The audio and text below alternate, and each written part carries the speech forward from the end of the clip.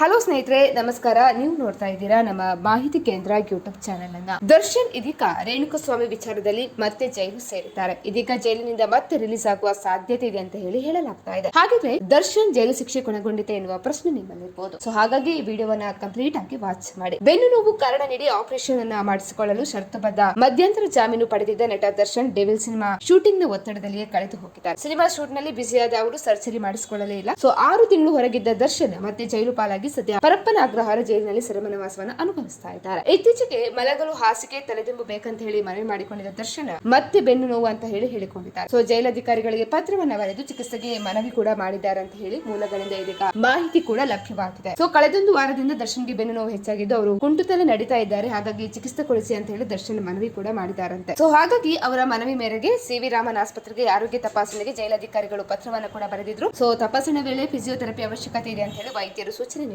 ಸದ್ಯ ವಾರಕ್ಕೆ 2 ಬಾರಿ ಮಾತ್ರ ಫಿಸಿಯೋಥೆರಪಿ ಮಾಡಲು ವೈದ್ಯರು ಮುಂದಾಗಿದ್ದಾರೆ. ಸೊ ದರ್ಶನ್ಗೆ ಇನ್ನು ಜೈಲಿನಲ್ಲಿ ಮಲಗಲು ಹಾಸಿಗೆ ದಿಂಬು ಸೌಲಭ್ಯ ನೀಡಿಲ್ಲ. ಈಗ ಅವರು ನೆಲದ ಮೇಲೆ ಮಲಗಿರುವುದರಿಂದ ಅವರಿಗೆ ಬೆನ್ನು ನೋವು ಹೆಚ್ಚಾಗಿರಬಹುದು. ಹೀಗಾಗಿ ಚಿಕಿತ್ಸೆ ನೀಡಬೇಕಾಗಿ ಬರಬಹುದು ಅಂತ ಹೇಳಿ ಹೇಳ್ತಾ ಇದ್ದಾರೆ. ಸೊ ಹಾಗಾಗಿ ನಟ ದರ್ಶನ್ ಅವರ ಮನವಿ ಹಿನ್ನೆಲೆಯಲ್ಲಿ ಬೆಂಗಳೂರು ನಗರ ಜಿಲ್ಲಾ ಕಾನೂನು ಸೇವೆಗಳ ಪ್ರಾಧಿಕಾರದ ಸದಸ್ಯ ಕಾರ್ಯದರ್ಶಿ ಅವರು ಇದೀಗ ಪರಪ್ಪನ ಅಗ್ರಹಾರ ಕೇಂದ್ರ ಕಾರಾಗೃಹಕ್ಕೆ ಭೇಟಿ ನೀಡಿ ಪರಿಶೀಲನೆ ನಡೆಸಿದ್ದಾರೆ. ನಿನ್ನೆ ಮಧ್ಯಾಹ್ನಷ್ಟೇ 12 ಗಂಟೆಗೆ ಕಾರಾಗೃಹಕ್ಕೆ ಭೇಟಿ ನೀಡಿದ ಅವರು ನಟ ದರ್ಶನ್ ಅವರ ತಪಾಸಣೆ ಕೂಡ ನಡೆಸಿದ್ದಾರೆ. ಈ ವೇಳೆ ಅವರಿಗೆ ಕಾರಾಗೃಹ ನಿಯಮಾವಳಿ ಅನುಸಾರ ಕಲ್ಪಿಸಿರುವ ಸೌಲಭ್ಯಗಳ ಕುರಿತು ಮಾಹಿತಿ ನೀಡಿದ್ದಾರೆ. ಅಲ್ಲದೆ ದರ್ಶನ್ ಅವರಿಂದ ಕೂಡ ವಿಚಾರಣೆ ನಡೆಸಿ ಹೇಳಿಕೆಯನ್ನ ಪಡೆದಿದ್ದಾರೆ ಅಂತ ಹೇಳಿ ತಿಳಿದುಬಂದಿದೆ. ಸ್ನೇಹಿತರೆ, ಮಾಹಿತಿ ಇಷ್ಟ ಆದಲ್ಲಿ ವಿಡಿಯೋಗೊಂದು ಲೈಕ್ ಅನ್ನು ಕೊಡಿ. ಅದೇ ರೀತಿ ಇನ್ನಷ್ಟು ಮಾಹಿತಿಗಾಗಿ ನಮ್ಮ ಚಾನೆಲ್ ಅನ್ನ ಕೂಡ ನೀವು ಸಬ್ಸ್ಕ್ರೈಬ್ ಮಾಡ್ಕೊಳ್ಳಿ.